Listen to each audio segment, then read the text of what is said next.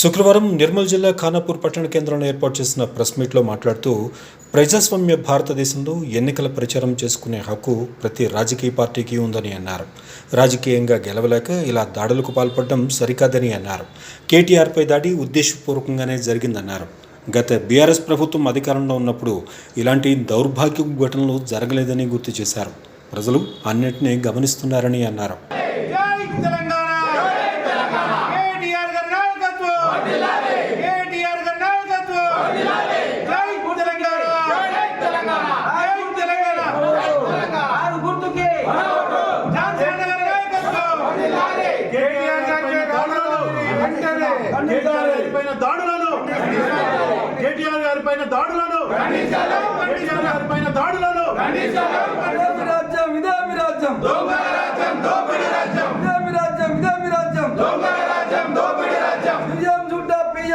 दोनों मिलके देश को लूटा, सीएम झूठा पीएम झूठा, दोनों मिलके देश को लूटा, सीएम झूठा पीएम झूठा, दोनों मिलके देश को लूटा.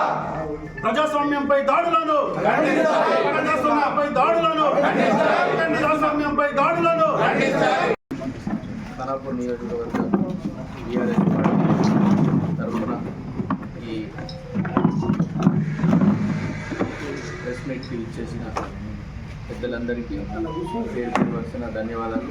అలాగే మీడియా మిత్రులందరికీ ధన్యవాదాలు. నిన్న ముదోల్ కాన్స్టిట్యున్సీ బహిస్తాలో రోడ్ షోలో కేటీఆర్ గారి మీద దాడి జరగడం చాలా బాధాకరం.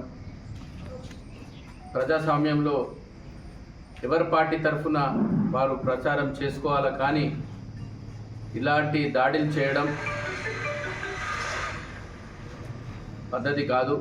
అలాగే బీఆర్ఎస్ పార్టీ అధికారంలో ఉన్నప్పుడు ఏ రోజు కూడా ఇట్లాంటి దాడులు కానీ స్వేచ్ఛంగా ఎవరు ప్రచారంలో వాళ్ళు చేసుకున్నారు. మొన్న కూడా అసెంబ్లీ ఎలక్షన్లలో కూడా ఎక్కడ కూడా ఇట్లాంటి సంఘటనలు జరగకుండా ఎలక్షన్ చేసుకున్నాం.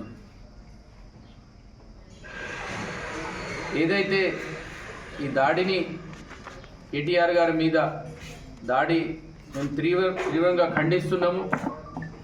ఇక ప్రజాస్వామ్యంలో వాళ్ళు చేసిన వాళ్ళ పార్టీలు ఏం చేసిందో చెప్పుకోవాలి, కానీ వీళ్ళు దాడులు చేయడం, భయభ్రాంతులు చేయడం పద్ధతి కాదు. ఇట్లాంటి దాడులు మానుకోవాలి. ఎలక్షన్ల ఇట్లాంటి దాడులు ఏంటంటే భయంతో లేకుంటే సానుభూతితో భయభ్రాంతులు చేయడానికే ఇట్లాంటివి జరుగుతూ ఉంటాయి. స్వేచ్ఛంగా ఈ ప్రజాస్వామ్యంలో ప్రతి ఒక్కరికి హక్కు ఉంది. స్వేచ్ఛంగా వాళ్ళు ప్రచారం చేసుకోవచ్చు. అందుకనే బీఆర్ఎస్ పార్టీ ఖానాపూర్ నియోజకవర్గ ఇన్ఛార్జ్గా మా పార్టీ తరఫున మేము ఈ కేటీఆర్ గారి దాడిని తీవ్రంగా ఖండిస్తున్నాం.